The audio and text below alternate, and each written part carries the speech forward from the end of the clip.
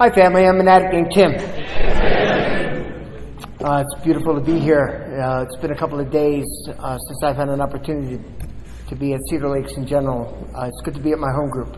Glad you're all here. Tonight is my privilege to introduce a gentleman who's been part of my recovery and journey for over 20 years now. And it's been my privilege to be a sponsor for 15 of those over 20 years. This gentleman has been of service to Narcotics Anonymous now for well over 30 years, and he just celebrated an incredible milestone on May 24th of 38 years clean. Come on. So, yeah.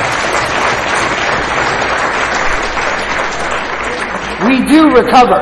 Please remember that. We do recover, one moment at a time. But enough being said, it's been my privilege to serve with this gentleman, speak for him in H&I way back in the day in Montgomery County, serve with him on a regional level, and I know he's been very active in Montgomery County area service. So if you look up service in the dictionary, Todd's picture's there. Without further ado, please let us give us a round of applause for Todd S.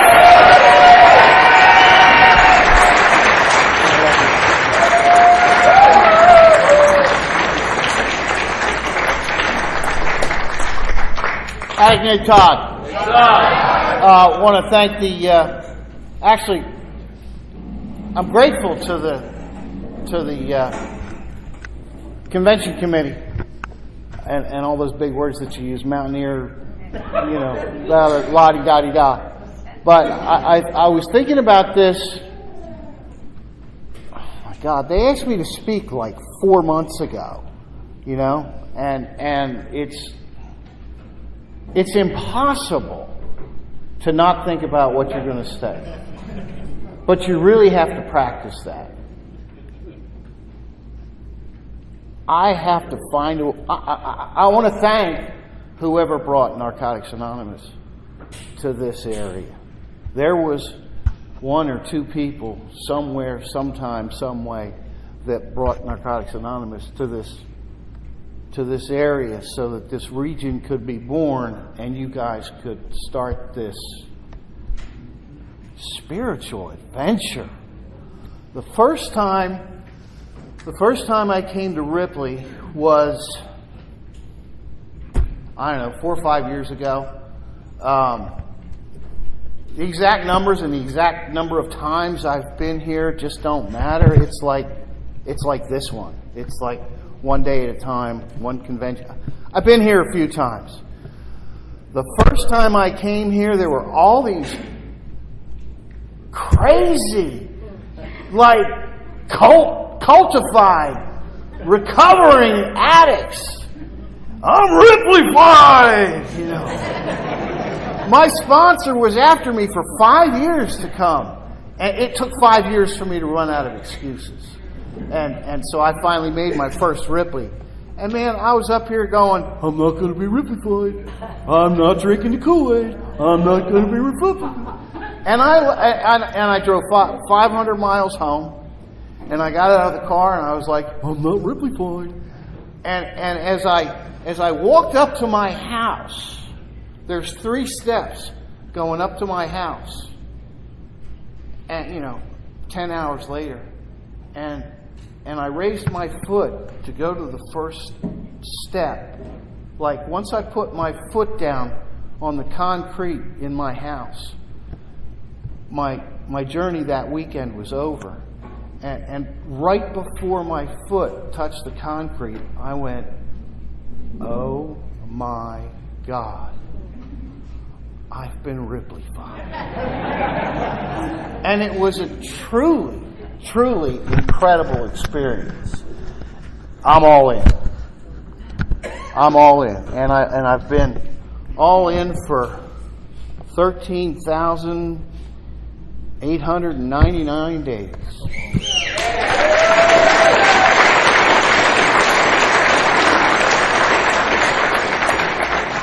With Narcotics Anonymous. And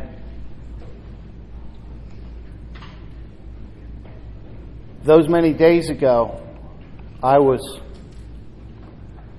in the fetal position in my mother's arms, and she held me because I just wanted to die. I had tried getting clean. I couldn't stay clean, and I couldn't keep using, and I didn't know what to do. And she held me through the night, and I got some help. I went to a place. I went to a place that I never thought I was going to leave. I went to a state hospital, and I didn't know if I was ever going to get out of there. I just wanted to die. I didn't know how to live. And somehow, some way, I was able to get out of there. And I got to tell you, after I got out of the state hospital, I went to a facility, and I had a big book in one hand and a basic text in the other, and I got down on my knees, and I said, God, please remove the desire to use. And it was in that moment that the desire was lifted. I was one of those pink cloud babies. It was like 18 months. I was on fire. It was a wild ride. It was like 18 months of just glory. And I did a lot of work. I did a lot of work in those 18 months. Meetings. Tim talked about service. Right away, picking up chairs and picking up cigarette butts. And I could not wait. Until the first opportunity I had to chair a meeting. I wanted to live again. And there's a place outside of Philadelphia. The group is now called Recovery First, and it's the oldest meeting on the East Coast. They just celebrated 51 years, and that was my first home group. And when I joined the home group, it was called Sobriety First, and we had to learn through changing the name to Recovery First, because world told us that we couldn't call ourselves sobriety because of all the doctrines and all this stuff, because of the traditions, because the real world, not World Service, the real world doesn't understand us. The real world doesn't understand the language of Narcotics Anonymous. So we just changed the name to reflect what we do here. We recover from the disease of addiction. This has been a great weekend. I'm a hot mess. I just can't. I can't tell you. I walked around. I went to several meetings today. People are asking me, "What are you going to do?" And I'm like, "Oh, I'm going to get centered. Oh, I'm going to get centered. I'm going to get centered. I'm going to go visit God. God's going to visit me. It's going to be great." Never happened. I kept looking for something that wasn't out there. What I was looking for was already in here. And it wasn't until I stopped looking around the campus that I discovered I got what it takes. I can do this. I don't do it by myself, but I can do this. So I had my program with all the meetings on it, and I had notes in the margins every meeting I went to. Oh, I like what he said. Oh, I wrote that down. Oh, I like what he said. Oh, I wrote that down. The last meeting I went to, I lost a damn piece of paper. God will come down and bitch slap you when you get a bright idea. God said, you don't need notes, bullet points. You have what it takes. And then I fell back on the one resource that never fails, my 5th edition basic text. Tradition 5, the last paragraph. What is our message? The message is that an addict, any addict, can stop using drugs, lose the desire to use, and find a new way to live. Damn. Our message is hope and the promise of freedom when all is said and done. Our primary purpose can only be to carry the message to the addict who still suffers, because that is all we have to give. I just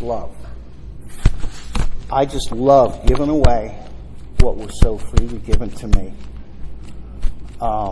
It's been a whirlwind ride, just getting from whenever it was that Cooper called me till today.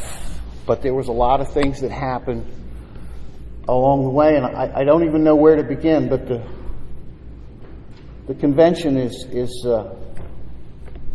Narcotics Anonymous, lifeboat in a sea of isolation. And I went to that meeting today to be inspired, right? And while I was there, I went, wait a minute, because I am also rewriting the basic text. We can talk about that another time. Okay, it says in the 12 steps, it says in the traditions they come slowly over a period of time. Well, a working knowledge of the steps also comes slowly over a period of time. So that'll be in the 7th tradition, and you'll know where it came from. When I think of a lifeboat, I picture one of those World War II movies where the battleship has gone down and there's all these bodies in the water and there's sharks and they got these little boats and all the guys are trying to climb into the boats, and when you get too many people in a lifeboat, it sinks. This is not a lifeboat. It's an ocean liner. It's an ocean liner, and it's full of rooms. Our meetings.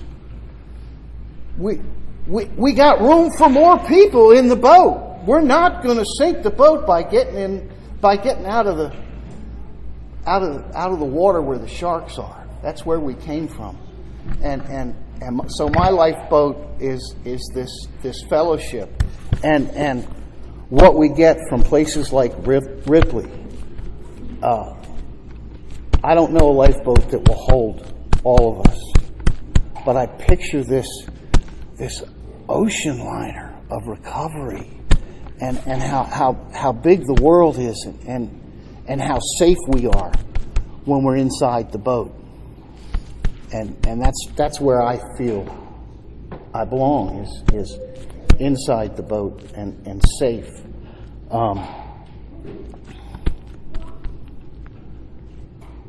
So I got clean, and I got in service. And while I was out there,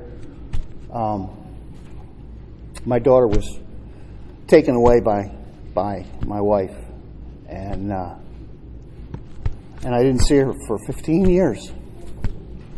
And it took me 4 or 5 years and a lot of writing, a lot of journals. I wrote a letter to my daughter every day for 4 years. And then it was like, I miss a week. And I'd write, and I'd have to go back, because newspapers, we had newspapers. I had to go back and find a newspaper so I could tell her what the weather was like that day. And I wrote about what I ate. I wrote about the weather. I wrote about things that I did. But I never in those journals said anything bad about her mother. I just wanted her to know that I loved her. I'm writing to the future. I'm writing to hope, in the hope that one day we would be able to share these memories. And when she was 22, I reached out, and we were reunited. And like, I had let go of her completely. yeah, I always wanted to maybe go to her wedding or at least not die before she knew that I cared and that I loved her. And I got a hold of her, and she was willing to meet with me. She had been living in Connecticut. She moved to California, and she was in a place called Alturas, California. It's 90 miles to the nearest McDonald's. The only reason she felt safe meeting me there was because her mother wouldn't find out. And I hope you all can experience what I did. When I met her, you never know how well you have let go of something until you get it back. And I was able to give her my 15-year medallion in the middle of the street. We met in the middle of the street on the double yellow line. And that was that was the best day of my life. It was the best day of my life. It's beyond description to be able to meet her and to hug her and to share those journals. We went to a bed and breakfast up there, and she made me read every entry. 4 years of journals, and we cried, and we talked about cheesesteaks and scrapple, and the things that she grew up with, and what you all need to know. I don't care where you are in your recovery. That special day is out there waiting for you. It doesn't have to take 15 years, okay? You're going to have a day, and it's going to be, oh my God. And if you're really lucky, it'll happen to you twice. And it happened to me twice. Because during this pandemic, which was the best thing that ever happened to my recovery. I know there was a lot of people that suffered, but there were people here tonight that celebrated 2 years clean. Okay? Those people know what it was like to be in recovery in 1985 when there were only a handful of meetings to be had. It's not easy getting clean without this fellowship. So there's people today that knows what it's like to really have to go out and seek recovery. But during online meetings, because I don't want to endorse the Z word, during online meetings, last year on May 24th, I did a share in Bolton, England, and I invited my youngest, who's never seen me use. She's got a PhD. This addict has a child with a PhD in linguistics. And I asked her to come and join.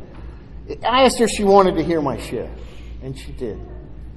And the most amazing thing happened. I told her that she could share if she wanted to. And she was like, oh, no, we're good. We're good. And there was probably, 25, 40 people at that meeting. And they started to respond to my share. And about 3/4 of the way through the meeting, I saw her raise her virtual hand. And she came in to share. And she started to cry. And she said, I know why I am the way I am. And she thanked the people at the Bolton meeting of Narcotics Anonymous for the person that she has become. My daughter thanked Narcotics Anonymous for who she is. And it was like, oh my God. All these years I've been thinking, how can I go out and practice these principles in all of my affairs? And it was like, I did it. My daughter got her compassion and her love from the world for the world from our ability to repair damage, to create beautiful, wonderful families, and stop the abuse and all the things that we grew up with. My dad was vicious, and we were able to make amends. I buried my dad when I had, I don't know. I told you numbers don't matter. It was 1990, so I had 91.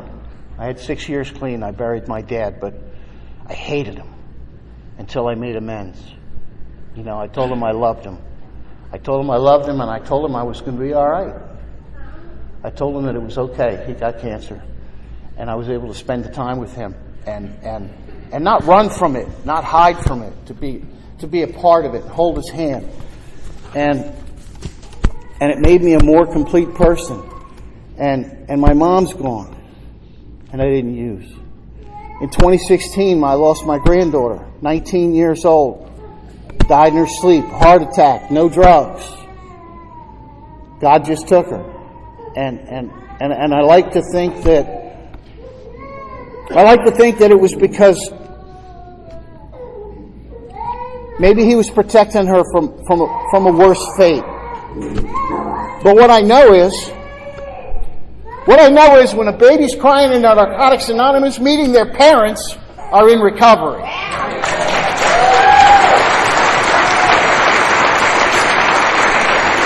And they don't ever have to feel bad about disrupting a meeting. Okay? Because it's going to happen. I mean, I got off topic. I don't care. If your home group doesn't have crayons and coloring books, what are you doing for the addict that brings that child? If you're a home group member, I'm okay? If you're a home group member and there's a crying baby, then it's your responsibility to get up and ask the parent if it's all right for you to help with the child so the parent can get what they came for. Okay? Don't be one of these people that goes, oh, it's my home group and you're really messing up my recovery. Get out of yourself and help with the child so the parent can get what they need.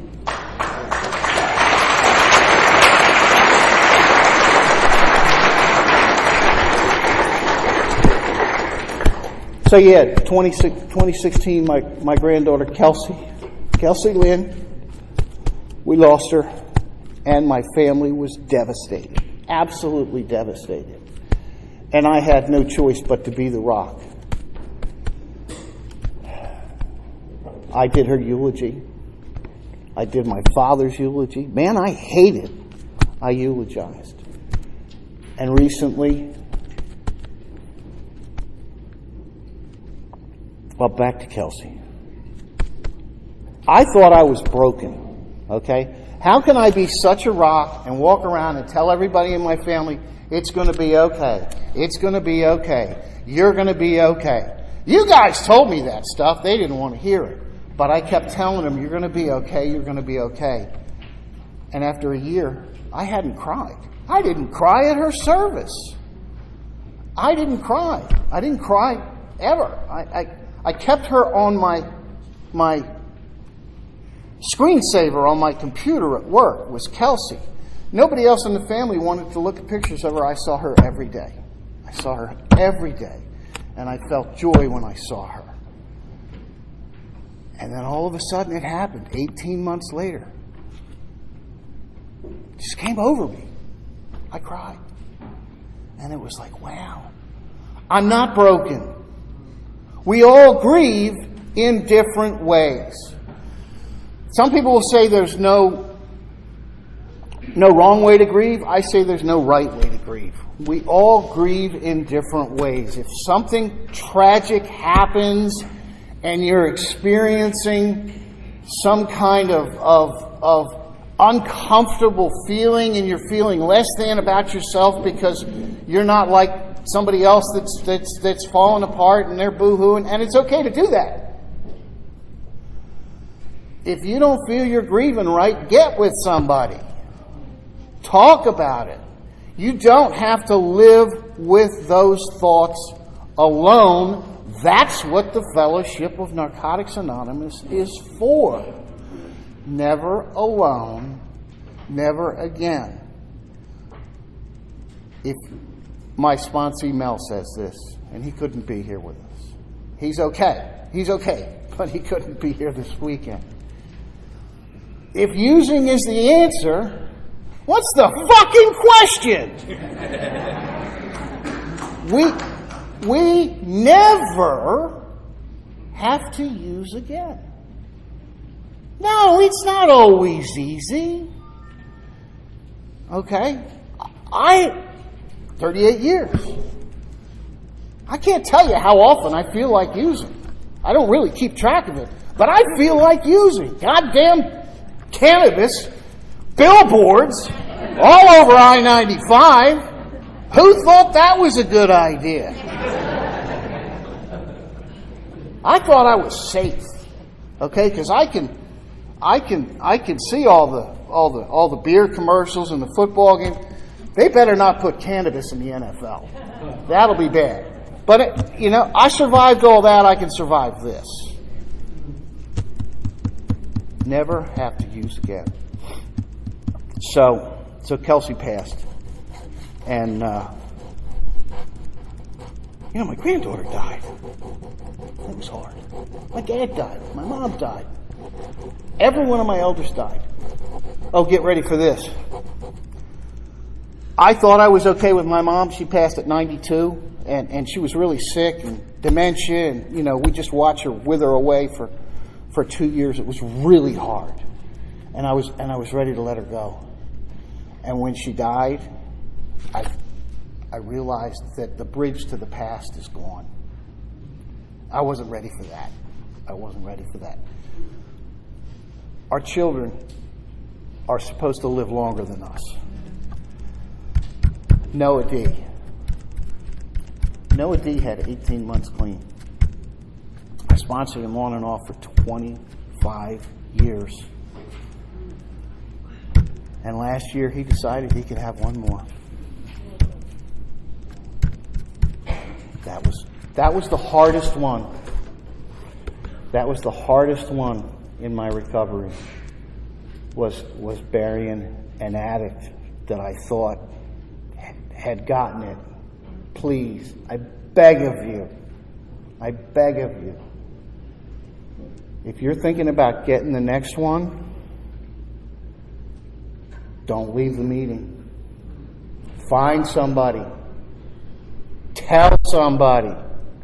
We never know when it's the next one that's going to take us out. It's a hard struggle. I told you, I feel like using every now and then, or often, okay? Doesn't say we're not going to feel like using, but this addict, and I'm lucky, I have not felt like killing myself. In 38 years, I have not once. And that was the darkness that I escaped. We each have our own darkness. And I apologize, okay? I didn't tell you what I used or how I used or who I used with. It's not my thing. And I didn't take you on a journey through the steps. It's not my thing. I work steps. Oh, I did. I wanted to start with that. I work steps. I have a sponsor. I have a home group. It's Thursday nights in Conshohocken, Pennsylvania. Say it again. Conshohocken, Pennsylvania, Thursday nights. 8 o'clock. We are hybrid. And if you want to come next Thursday, somebody in this room will be coming in virtually. So come join us. It's a great place. It is the greatest home group on the planet. And 2 of our home group members are here. There's my sponsorship family is here, my sponsor, my sponsees, all up and down. All right, so I did that. I talked about my home group. I talked about sponsorship steps. And I don't feel about not being that guy that walked you through all the steps. There's somewhere in our literature, it's in the Just for Today. What's the name of that other book? Spiritual Principle of the Day book. Yeah, I haven't read that yet. But I'm working on it. I'm willing to change. I'm like, I got 38 years clean. What do I need a Spiritual Principle of the Day book for? So I can get 39. Or I'll be happy with 38 and 11 days. I'll take what I can get. But the literature tells us that each of us tells a story in a different way. And if you start thinking, well, I can't speak because I don't talk like him. He's really good. Then you're thinking less than of yourself. We are not less than. We're also not greater than. We are a good bunch of people, though. I'm going to close with this because I said I had a cheat sheet and I lost it. But I had a backup. Today I had an opportunity to do my second step. Not my first second step, but I had an opportunity to do my second step with my sponsor. I also had an opportunity to do a first step with a sponsee. And I don't know if he's here, but some random guy came up to me and said, can you share your experience with the third step? And I'm like, damn, that's old school. Damn, they still do that? Right? And he made me feel... I walked around here trying to find the message. He made me feel like I got this. It was in that moment when a complete stranger, the first thing he said was, can you help me with the third step? The second thing he said was, my sponsor said you have to have 10 years clean. And I was like, I can do this. Thank you. All right. The spiritual principles of the second step. Humility. Remain teachable. Trust. I trust that there is a higher power, that He's loving and caring and greater than me. And He will speak to me and has spoken to me through you people. Okay? Willingness. I got up here. I didn't vomit. Okay? Open-mindedness. My second step today taught me that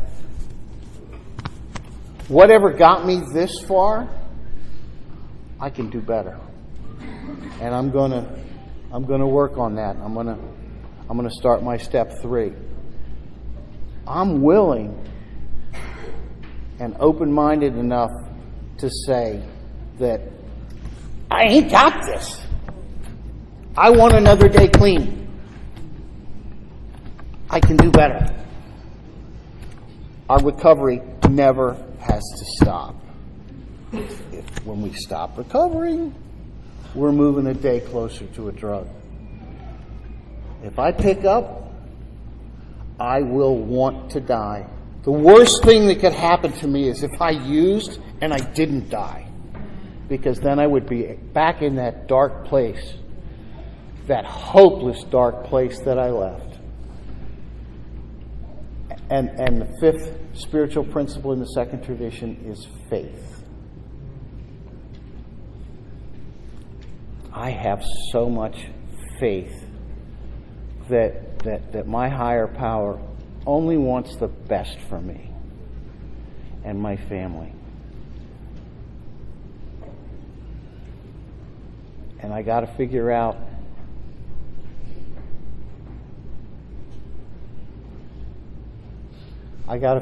how to mend relationship with my son. And I have faith that I can figure out how to do that. He just came off a ventilator, and we don't know how long he has to live. But my wife let me come here and carry this message tonight. This meeting kept me clean for the past 6 months. My son's been in and out of the ICU, and the only thing that keeps me going is knowing that there's more recovery out there to be had. I got to find the right faith to mend a relationship with my son before he dies from the disease. I love you guys, and thank you for letting me be a part of this process. That's all I got.